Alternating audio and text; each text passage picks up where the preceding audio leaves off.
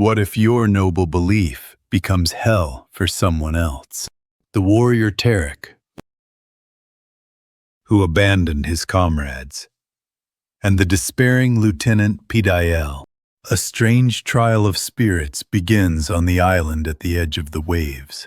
On the 5th night of Shara, that chilling story begins. As the night in the desert deepens, the air in the temple cuts through the skin like a sharper blade. Sizzle. I have lit the 5th candle.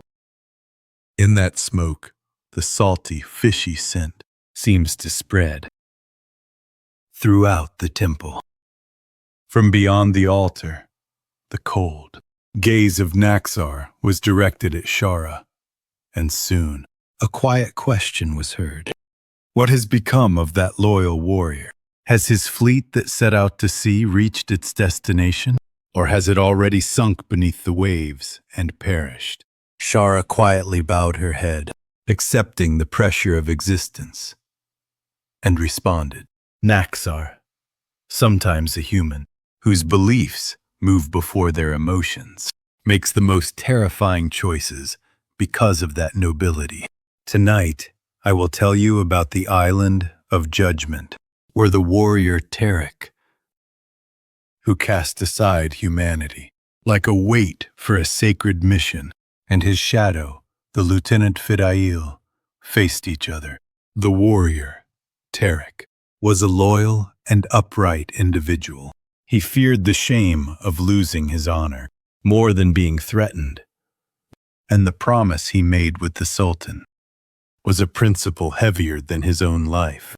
The ships carrying the precious materials of flowers and soil, essential for refining the elixir of immortality, were truly magnificent.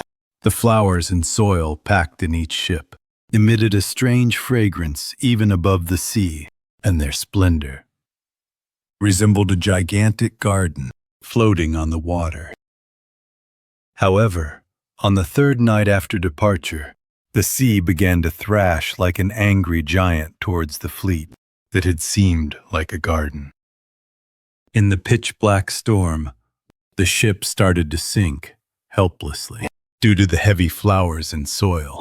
When the crew cried out that they had to throw away the cargo to survive, the first mate, Pidael, silently waited for his lord's command.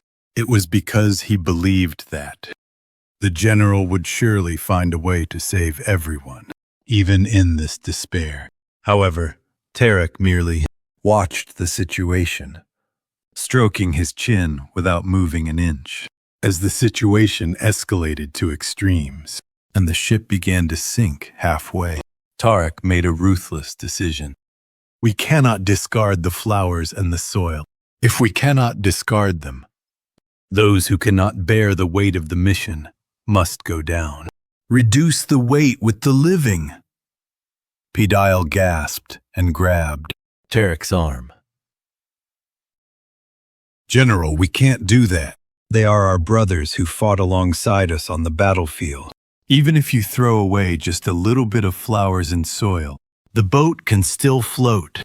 However, Tarek coldly brushed off his subordinate's hand and shouted, Pidael, are you really going to abandon this sacred mission with your weak, pitiful compassion?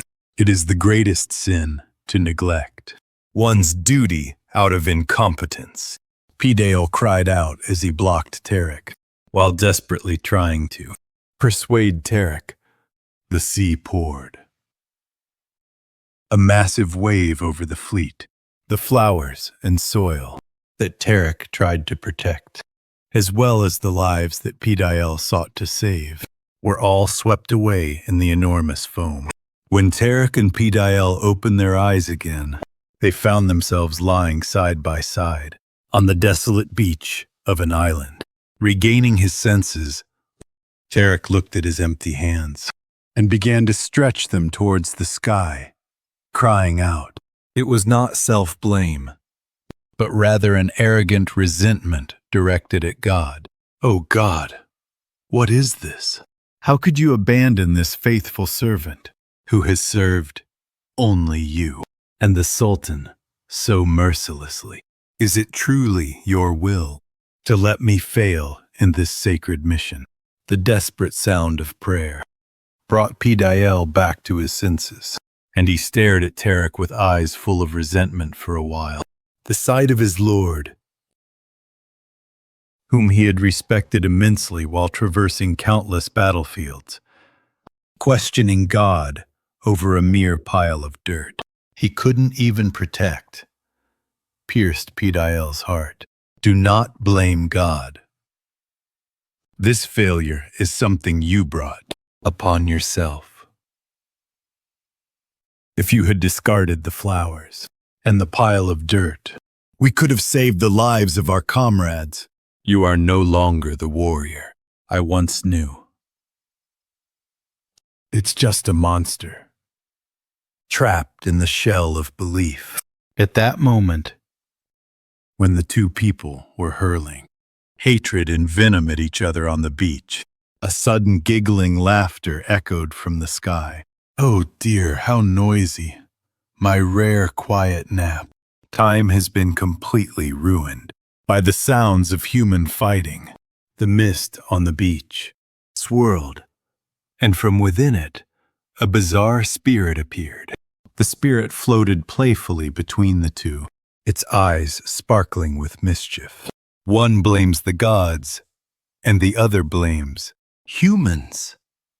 Isn't this quite an entertaining spectacle? All right, since I'm bored, I'll be the judge. Let's see who has the heavier sin. Just as the story reached its climax, and the spirit proposed the trial, the incense on the altar flickered out weakly, and even the blue smoke dispersed. A heavy silence settled over the temple. The presence of the god of death, Naxar, paused briefly behind Shara. In the silence that followed, his voice carried a strange flicker of curiosity instead of the usual cynicism. A trial, huh? What a ridiculous spirit. Blind woman. This is where it ends for today. However, I must tell you that, ending tomorrow night, the enormous shadow of Naxar faded like mist and retreated into the deep darkness of the temple. As he completely withdrew, the oppressive weight of death vanished, and a pale blue dawn light seeped in from beyond the horizon. Naxar allowed an additional day to hear Shara's story. Could it be that he was captivated by Shara's tale? As the morning sun fully rose, only a serene silence lingered in the temple. A trial on the beach proposed by a strange spirit. Whose hand will the spirit raise? Tarek's conviction or Pidael's tears? The outcome of an unimaginable verdict will unfold the next night. If you were the spirit of this island, whose guilt would you judge to be heavier, Tarek? Who blames the gods for his mission's failure? Or Pidael, who is disappointed in his lord? Please leave your thoughts in the comments.